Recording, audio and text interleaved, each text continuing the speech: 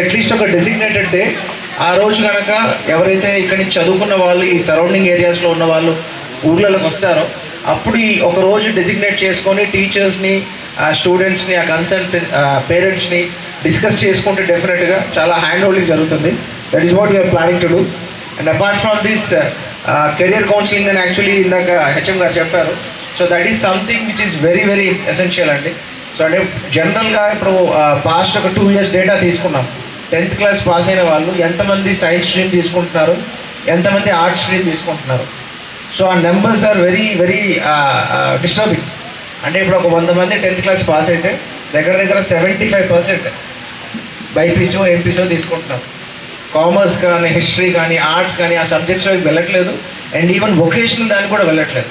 So vocational ఈ something coming డేస్లో మనకి చాలా ఉపయోగపడుతుంది. సో వొకేషనల్ దాంట్లో మనకి ఎగ్జాక్ట్లీ ఇమ్మీడియట్గా depending upon your family history background, మీ యొక్క ఫినాన్షియల్ బ్యాక్గ్రౌండ్ బర్డెన్ బట్టి మీకు ఇమ్మీడియట్గా మీకు ఫ్యామిలీకి సపోర్ట్ చేయాలా, సో ఎలా వెళ్ళాలి. So vocational training something. So ఆ అనాలిసిస్ చేస్తే ఈ నెంబర్స్ చాలా